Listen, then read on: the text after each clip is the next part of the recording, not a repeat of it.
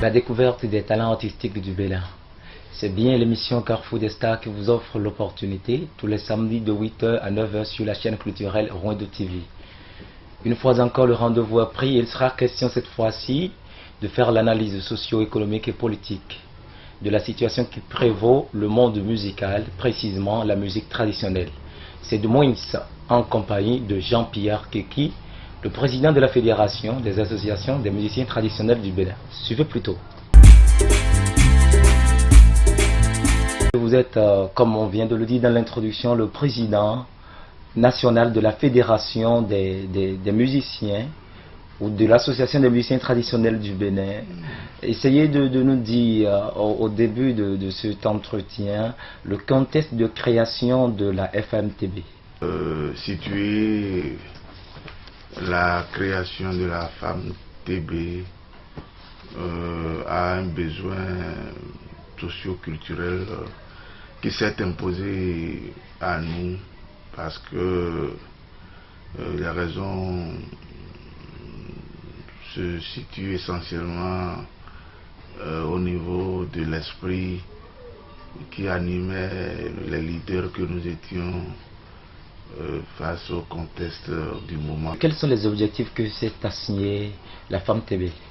Bon, la FMTB avait essentiellement pour objectif de mettre dans le même réseau, dans le même creuset, toutes les associations qui ont les mêmes aspirations que la RCCTB, qui était l'association mère. Depuis la naissance de la FMTB, quels sont déjà les exploits de cette fédération? Quels sont les problèmes qu'elle a pu résoudre jusqu'à présent?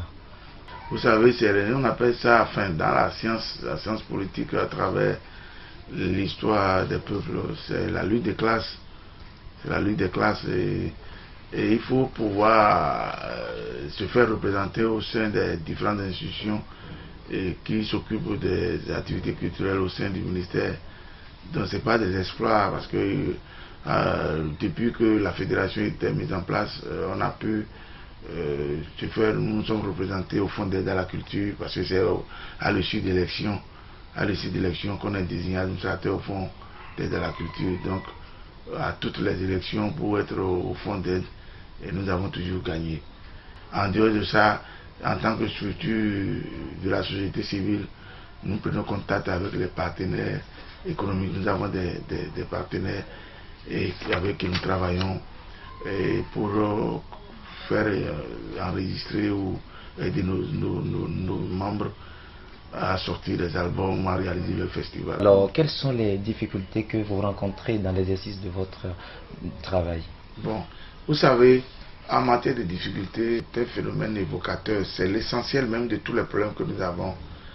Il est question de ma personne, de ma modeste personne, qui n'est pas, je ne suis pas artiste de renom, je ne suis pas de la trempe d'Alec Béranhou par exemple, quoi.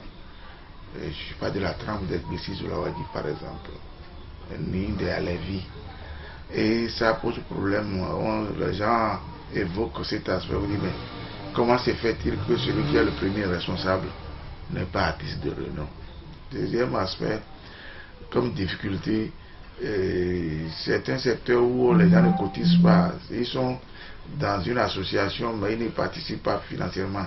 Ils attendent que le leader fasse tout pour qu'ils trouvent des opportunités de financement gratuites, quoi, que l'argent vienne de partout et que c'est le leader qui fait tout ce travail-là.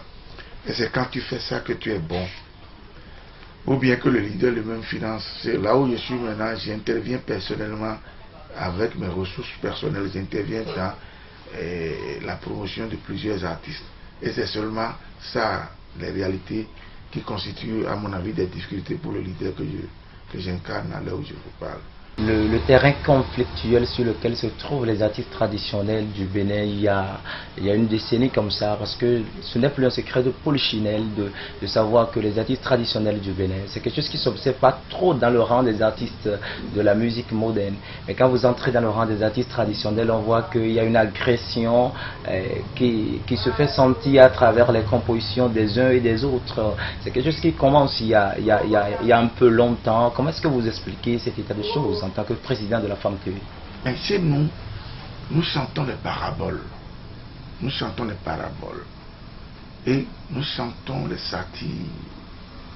Nous chantons les faits sociaux.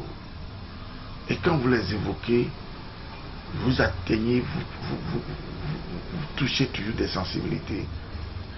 Vous provoquez toujours sans le vouloir. Parce que la réplique, il y a quelque chose qu'on appelle la réplique. Quand vous vivez quelque chose, en bien ou en mal, vous répliquez par la chanson.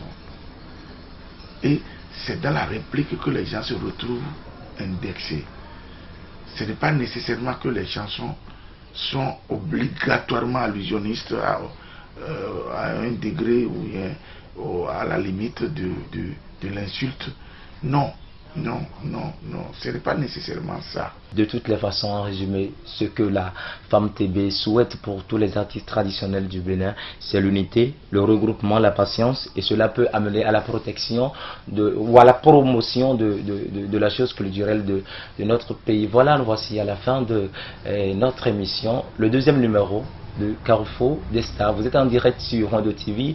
Vous pouvez nous joindre sur www.rwando.com en ligne et vous allez voir nos émissions tous les samedis de 8h à 9h. Rwando TV vous donne cette occasion de découvrir un talent artistique de notre cher pays, le Bénin. Si vous êtes artiste et vous voulez bien promouvoir votre talent par le canal de Rwando TV, vous pouvez nous joindre au 95 37 20 44 ou au 66 36 85. Merci beaucoup. Bye bye.